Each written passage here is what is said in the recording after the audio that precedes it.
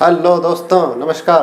कैसे हैं आप दोस्तों? आज एक बहुत महत्वपूर्ण टॉपिक पे आज चर्चा करेंगे और आज की चर्चा का हमारा विषय है onion and garlic paste and disease management. प्याज व लहसुन में कीट व रोग नियंत्रण। प्याज और लहसुन एक महत्वपूर्ण फसल है और इसमें कीट और रोग की नियंत्रण करना एक बहुत महत्वपूर्ण है और अच्छी पैदावार लेने के लिए इस टॉपिक के ऊपर ध्यान देना बहुत आवश्यक है। तो टॉपिक शुरू करने पहले आपको दो बात बताना चाहेंगे। आपको यहाँ पे जो भी जानकारी दी जाएगी उसके दो आधार होते हैं। पहला आधार है या तो हमने इस जानकारी को खुद प्रयोग किया है, खुद उपयोग किया है और हम उसके नतीजे से संतुष्ट हैं, और दूसरा आधार है जो जानकारी आपको दी जा रही है उसका दूसरा आधार है कि यह जानकारी कृषि महाविद्यालय, कृषि विज्ञान केंद्र या भारतीय कृषि अनुसंधान केंद्र द्वारा रिलीज़ की गई है। ये जानकारी उनके द्वारा रिसर्च किया गया है और उसके बाद आम जनता के लिए रिलीज़ की गई है, किसानों के लिए रिलीज़ की गई है और ये पब्लिक डोमेन में ये सारी इन्फॉर्मेशन अवेलेबल है। तो ये दो आधार के ऊपर हमारे सारे वीडियो हम लोग बनाते हैं। चलिए आज शुरू करते हैं लहसुन व प्याज में कीट नियंत्रण कैसे किया जाए। तो इसके बारे में हम बात करेंगे। सबसे पहले 5 महत्वपूर्ण कीट कौन से हैं, उसके बाद बात करेंगे 5 महत्वपूर्ण रोग कौन से होते हैं, डिजीज़ कौन कौन सी होती है, और इस सबसे पहले हम बात करेंगे आपको क्या 5 सावधानियां रखनी है इस सब कार्यक्रम में। तो जो 5 सावधानियां रखनी है उसमें सबसे पहले सावधानी रखनी है कि जो भी आप इंसेक्टिसाइड, फंजीसाइड यूज़ करें वो एक ही फंजीसाइड यूज़ नहीं करें, आप उसको पलट के दूसरा फंजीसाइड यूज़ करें। सपोज़ पहली बार क्लोरोपाइरोफास यूज़ किया, दूसरी बार कुछ दूसरा इंसेक्टिसाइड यूज़ करें, तीसरी बार तीसरा इंसेक्टिसाइड यूज़ करें। तो एक ही इंसेक्टिसाइड को 4 बार, 3 बार, 4 बार, 5 बार उसको उपयोग नहीं करना है। नंबर 1 बात। नंबर दूसरी बात, आपको लहसुन प्याज में रोग कीट नियंत्रण का ध्यान ट्रांसप्लांटिंग के पौधारोपण के लगभग 30 दिनों के बाद शुरू करना है। तीसरी बात, लगभग हर 15 दिन में आपका स्प्रे शेड्यूल चलता रहेगा। करीबन 5 या 6 स्प्रे आपको इसमें करने होंगे। चौथा है आप स्प्रेडर का यूज़ करें, या स्प्रेडर की जगह अगर आप स्प्रेडर नहीं है तो आप शैम्पू का भी यूज़ कर सकते हैं। और 5वीं सबसे महत्वपूर्ण बात है पौधारोपण करने या बीज बोने से पहले बीज को या पौधों को अच्छी तरह से इंसेक्टिसाइड और फंजीसाइड से उसका सीड ट्रीटमेंट ज़रूर करें। यह बहुत आवश्यक है। Seed treatment is must. तो चलिए हम आज बात करते हैं 5 सबसे महत्वपूर्ण इंसेक्ट्स की लहसुन प्याज की। तो जो सबसे पहला और सबसे महत्वपूर्ण इंसेक्ट है वो थ्रिप्स है। ये लहसुन प्याज दोनों में लगता है। ये हल्के पीले रंग का एक बहुत छोटा कीट होता है जो लगभग 0.1.5 mm के आसपास होता है। इसका कीट यह हल्के पीले रंग का होता है और लहसुन की जो जहाँ से उगता है उसके बीच में छुपा हुआ रहता है और वहीं पे ग्रोथ करता है। तो इसका लार्वा और एडल्ट दोनों ही इसको डैमेज करते हैं, थ्रिप्स को। तो थ्रिप्स जो क्या होता है, जो प्लांट का, पौधों का, पत्तों का जो रस होता है और क्लोरोफिल होता है उसको ये चूसते हैं। तो चूसने के कारण वहाँ पे हल्के धब्बे पड़ जाते हैं जो बाद में वो धब्बे काले रंग के हो जाते हैं। तो इस तरह से आप इसको देख सकते हैं। थ्रिप्स को देखने के लिए सबसे अच्छा उत्तम समय, आप सुबह सुबह अगर आप खेत में जाएंगे तो आप थ्रिप्स को नंगी आंखों से भी देखा जा सकता है। तो थ्रिप्स एक बहुत महत्वपूर्ण इंसेक्ट है, कीट है। इसका जो अटैक होता है वो जब सर्दी कम होने लगती है, जब तापमान बढ़ता है, 30 डिग्री से ऊपर जब तापमान चला जाता है तब इसका अटैक ज़्यादा हो जाता है और तापमान बढ़ने के साथ आपको थ्रिप्स अटैक। तब हम बात करते हैं इसको कंट्रोल कैसे किया जाए।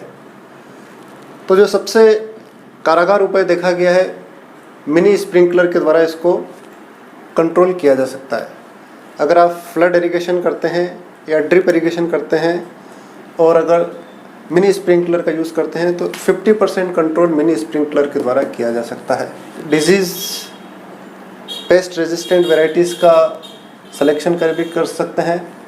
और अगर आप केमिकल कंट्रोल करना चाहें तो केमिकल कंट्रोल के लिए फिप्रोनिल है, 1 ml पर लीटर फिप्रोनिल यूज़ कर सकते हैं। उसके बाद एक प्रोफेनोफॉस है, 1 ml पर लीटर, ये यूज़ कर सकते हैं।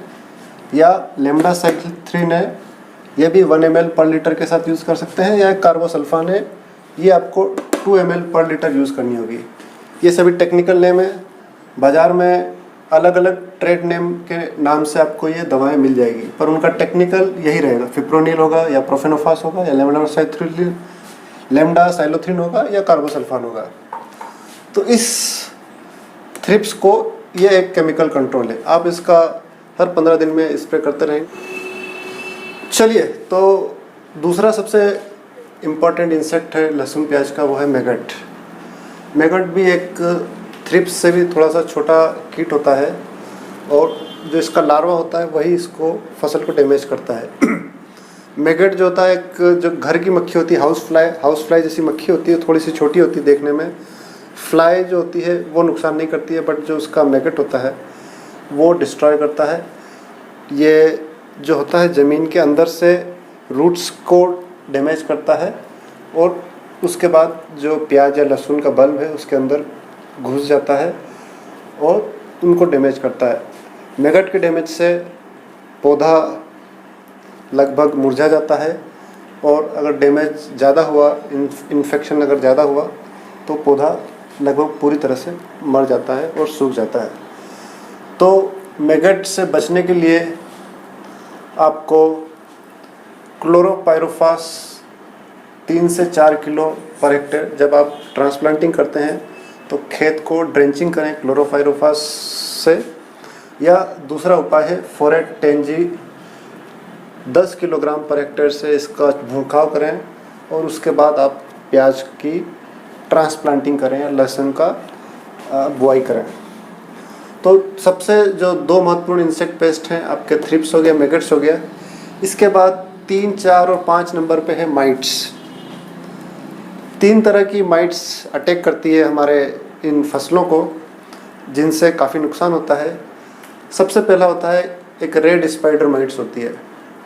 ये लाल रंग की माइट्स होती है और लहसुन प्याज के पत्तों के निचले सतह को ये डैमेज करती है। ये भी उनका रस चूसती है और रस चूसने से पौधे के ऊपर छोटे छोटे स्पॉट बनना शुरू हो जाते हैं। नंगी आंखों से इनको भी देखना थोड़ा मुश्किल है। दूसरा है बल्ब माइट। बल्ब माइट क्या होता है, ये जब ट्रांसप्लांटिंग करते हैं तो जो छोटा छोटा लहसुन का बल्ब या प्याज का जो बल्ब बनता है उसके अंदर ये इंटर कर जाती है सॉइल के थ्रू और उनको डैमेज करती है। अगर इसको कंट्रोल नहीं किया गया तो बल्ब या फसल पूरी तरह से ख़त्म हो सकती है। 5वां बहुत महत्वपूर्ण इंसेक्ट है, वो है एरिफिड माइट्स। एरिफिड माइट्स से अगर अटैक है तो पौधा छोटा रह जाएगा, ट्विस्टिंग हो जाएगा, कर्ल हो जाएंगे पत्ते और उसके पत्ते का कलर भी चेंज होता रहेगा, कहीं पे हल्का पीला होगा, कहीं डार्क ग्रीन हो जाएगा। इस तरह से उसका डिसकलरेशन हो जाता है। और हिंदी में अपने यहाँ जो मध्य भारत में बोलते हैं जलेबी वाली बीमारी जो होती है वो उसका कारण एक एरिफिड माइट्स ही होता है। तो एरिफिड, ये तीनों तरह की माइट्स का अटैक है। तो इसके कंट्रोल के लिए जो 2 सबसे साधारण उपाय यहाँ पर दिखाए जा रहे हैं, उसमें पहला है डाइकोफॉल। ये टेक्निकल है, ये 2 ml पर लीटर के हिसाब से आप स्प्रे कर सकते हैं डाइकोफॉल। और दूसरा है sulphur powder, wettable sulphur, water soluble sulphur आता है, उसका 0.05% स्प्रे कर सकते हैं और इसके द्वारा इन कीटों का आप नियंत्रण कर सकते हैं। तो ये जो सबसे महत्वपूर्ण कीट है लहसुन प्याज के यही हैं। अगर आप इनका कंट्रोल करते हैं तो लगभग आपका 90% इंसेक्ट्स का आपका कंट्रोल हो गया। चलिए अब हम इसके बाद हम बात करेंगे इसके कौन कौन से रोग हैं, डिजीजेस। अधिकतर डिजीजेस फंगल डिजीज होती है, कुछ डिजीजेस बैक्टीरियल डिजीज भी होती है। तो हम बात करेंगे फंगल डिजीजेस कौन कौन सी होती है और उनका कैसे अपन नियंत्रण कर सकते हैं, उसका कैसे निदान किया जा सकता है। वीडियो के अंत में आपको एक पूरा चार्ट बताया जाएगा। फोलियर स्प्रे आपको ट्रांसप्लांटिंग के 30 दिन के बाद कौन सा स्प्रे करना है, 45 दिन में कौन सा स्प्रे करना है, 60 डेज़ में कौन सा करना है, 75 डेज़ में कौन सा करना है, 90 डेज़ में कौन सा करना है। तो आपको पूरा एक चार्ट दिया जाएगा, कौन सा फर्टिलाइज़र का फोलियर स्प्रे करना है, कौन सा इंसेक्टिसाइड लेना है, कौन सा फंजीसाइड लेना है। तो अगर आपको इंसेक्ट पेस्ट डिजीज़ की ज़्यादा जानकारी नहीं है तो आप वो चार्ट देख के उसके हिसाब से भी अगर आप स्प्रे करते हैं तो आपकी फसल लगभग 90% डिजीज़ पेस्ट फ्री फसल आप ले सकते हैं, अच्छी पैदावार ले सकते हैं और एक अच्छा मुनाफा आप कमा सकते हैं। चलिए लहसुन प्याज की जो 5 सबसे महत्वपूर्ण डिजीजेस या जिसे हिंदी में रोग कहते हैं वो इस प्रकार हैं। पहला है पर्पल ब्लॉच, जिसे बैंगनी धब्बा भी बोलते हैं। दूसरा है स्टेम फिलियम लीफ ब्लाइट, जिसे हिंदी में झुलसा रोग बोलते हैं। थर्ड है डैम्पिंग ऑफ, आद्रगलन, जो कि नर्सरी में पाई जाती है बीमारी। चौथी है कोलेटोट्रिकम ब्लाइट, जिसको ट्विस्टर डिजीज भी बोलते हैं। और पांचवी है फ्यूजेरियम बेसल रॉट। तो ये 5 बीमारियां हैं। इसके अलावा और भी कई सारी बीमारियां हैं, बट आज जो हम डिस्कस कर रहे हैं वो 5 सबसे इम्पॉर्टेंट बीमारियां हैं, उसके बारे में अपन बात करेंगे। तो सबसे इम्पॉर्टेंट पर्पल ब्लॉच है। ये एक फंगस फफूंद के द्वारा होती है, जिसका फफूंद का नाम है अल्टरनेरिया पोरी। ये फफूंद है, इसके द्वारा बीमारी ये फैलती है। ये 2 तरीके से फैलती बीमारी, ये एक सीड के द्वारा भी फैलती है और सॉइल के द्वारा भी फैलती है। अगर आपका बीज इन्फेक्टेड है तो आपके फसल में ये पर्पल ब्लॉच होगा, और अगर सॉइल में फंगस के स्पोर्स हैं तो सॉइल के थ्रू भी एक पौधे से दूसरे पौधे में ये बीमारी फैल सकती है। तो पर्पल ब्लॉच का पहचानने का इसका सबसे आसान तरीका है कि शुरुआत में धब्बे सफ़ेद रंग के छोटे छोटे धब्बे होते हैं, जो कि जैसे जैसे इन्फेक्शन बढ़ता है, जैसे जैसे अटैक बढ़ता है फंगस का, वो धब्बे थोड़े से बड़े हो जाते हैं। और बड़े होने के साथ इस तरह की उनकी आकृति जैसे जैसे बनती है और बीच में आपको पर्पल कलर का छोटे छोटे बैंगनी रंग के धब्बे दिखेंगे पत्ती के ऊपर। तो इस से आप ये पहचान पाएंगे कि ये पर्पल ब्लॉच है और आप इसका उसी हिसाब से निदान करेंगे। अगर इसका कल्चरल प्रैक्टिस से निदान किया जाए तो आप इसका सबसे पहला है कि जहां आप लहसुन प्याज लगा रहे हैं वहां पे अगले साल या अगले 2 साल तक लहसुन प्याज नहीं लगाएं। गर्मी में आप गहरी जुताई करें, सॉइल सोलराइजेशन कर सकते हैं। मिक्स क्रॉपिंग के द्वारा भी इसको काफ़ी कुछ कंट्रोल किया जा सकता है। और अगर आप रासायनिक विधि के द्वारा कंट्रोल करना चाहते हैं तो ये 3, 4, 5 केमिकल हैं जो फंजीसाइड्स हैं। उसमें पहला है क्लोरोथायोनिल, दूसरा फंजीसाइड यूज़ कर सकते हैं मैंकोजेब, तीसरा फंजीसाइड यूज़ कर सकते हैं प्रोपिकोनाजोल, और भी फंजीसाइड है, हेक्साकोनाजोल भी है, उसको भी यूज़ कर सकते हैं। इन सब की मात्रा है आपकी 2 ml पर लीटर। आपको 1 लीटर पानी में 2 ml इसको फंजीसाइड में मिलाना है और हर 15 दिन में आपको इसका स्प्रे करना है। दूसरा स्टेम फिलियम लीफ ब्लाइट, इसको पहचानने का तरीका है, ये भी एक फंगल डिजीज़ है और इसमें स्टार्टिंग में थोड़े से भूरे रंग के धब्बे बनते हैं पत्तियों के ऊपर, जो कि बाद की अवस्था में वो काले रंग के हो जाते हैं और पत्ता वहाँ से जहाँ पे डैमेज होता है वहाँ से मुड़ जाता है। इसको हिंदी में झुलसा रोग भी बोलते हैं और किसान इसको अच्छी तरह से पहचान लेते हैं। इसका भी कंट्रोल मेजर है, लगभग जो पर्पल ब्लॉच के जो कंट्रोल मेजर है वही कंट्रोल मेजर इसके लिए भी काम में आएंगे। तीसरी इम्पोर्टेंट डिजीज़ है डैम्पिंग ऑफ, जिसको आद्र गलन रोग भी बोलते हैं हिंदी में, और ये अधिकतर नर्सरी में पाया जाता है। और अगर नर्सरी से आपने ट्रांसप्लांटिंग किया है इन्फेक्टेड प्लांट, तो ये आपके मुख्य खेत में भी इस बीमारी की शिकायत आ सकती है।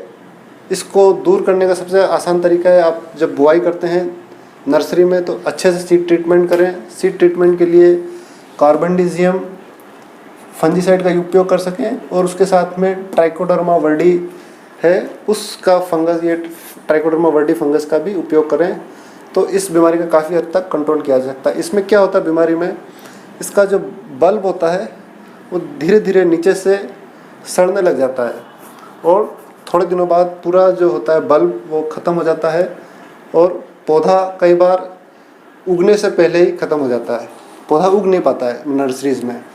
तो इसको नर्सरी की स्टेज पे ही कंट्रोल करना आवश्यक है।